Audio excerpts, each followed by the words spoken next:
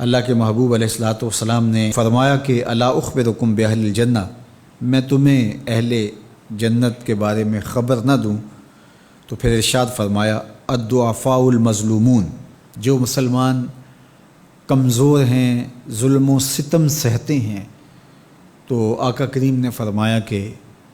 وہ اہل جنت ہیں۔ چونکہ بہت سارے گناہ کا کفارہ ان پر ہونے والے ظلم بن جاتے ہیں۔ اہل ایمان کو دنیا میں جو تکلیفیں پہنچتی ہیں تو ان تکلیفوں کے بدلے میں ان کو اجر دیا جاتا ہے، حتیٰ کہ جو اہل ایمان کے پاؤں میں کانٹا بھی چبھتا ہے اللہ اس کی بھی ان کو جزا عطا کرتا ہے۔ اور ایک حدیث پاک میں آتا ہے کہ اہل بلا کو جو قیامت کے دن اجر و صلہ عطا کیا جائے گا تو لوگ آرزو کریں گے کاش کہ ہماری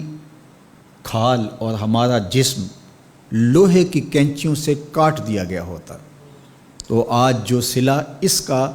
حشر کے روز دیا جا رہا ہے۔ تو حالات میں بعض اوقات اس طرح کی صورت بن جاتی ہے کہ یا آپ ظالم بنیں یا آپ مظلوم بنیں، تو اس وقت مظلوم بننے کو اختیار کر لیجئے گا، ظالم کبھی بھی نہ بنیے گا، چونکہ ظالم کا ٹھکانہ آتش دوزخ ہے اور مظلوم کی جگہ اللہ کی جنت ہے۔ پھر فرمایا الا اخبرکم بخیارکم، میں تمہیں خبر نہ دوں جو تم میں سب سے زیادہ بہتر ہیں؟ تو پھر جھولیاں پھیل گئیں، تو فرمایا تم میں سے سب سے اچھے وہ ہیں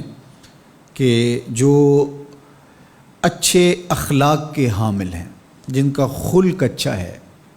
جن کے رویے خوبصورت ہیں۔ اور پھر آقا کریم علیہ السلام نے فرمایا الا انبئکم بشرارکم،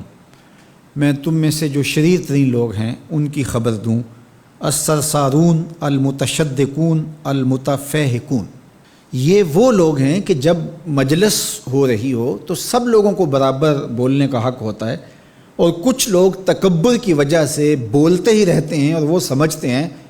کہ بس مجھے ہی حق ہے بولنے کا، اور وہ کسی کو موقع نہیں دیتے، اور کوئی بولے تو پھر اس کی بات کاٹ کے بولنے لگ جاتے ہیں۔ المتشدقون المتفہقون، یہاں وہ لوگ مراد ہیں کہ جو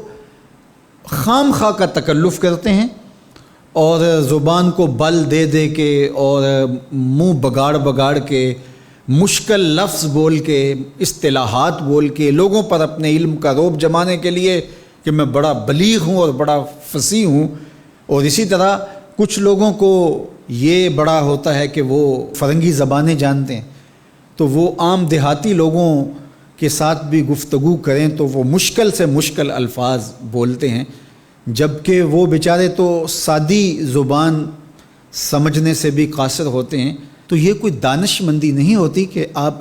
جو ہے وہ بھاری بھرکم الفاظ بول کر کسی کے اوپر جو ہے وہ رعب جما رہے ہوں، تو یہ بات نہیں ہوتی۔ جب بات کریں آپ تو جس طرح کے لوگ ہوں اس طرح کی بات کی جائے اور اس طرح کی مثالیں ان کو دی جائیں۔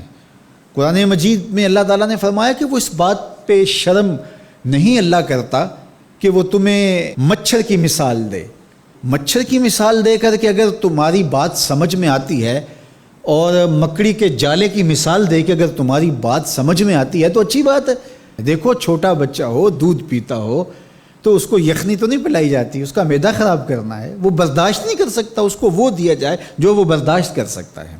اس لیے آپ کے مخاطبین کس طرح کے ہیں؟ کلم الناس علی قدر عقولہم لا علی عقولکم، میرے اور آپ کے آقا و مولا نے فرمایا جب بات کرو تو لوگوں کے فہم کے مطابق کرو، اپنے فہم اور اپنی عقل کے مطابق نہ کرو۔ علامہ اقبال علیہ رحمہ کی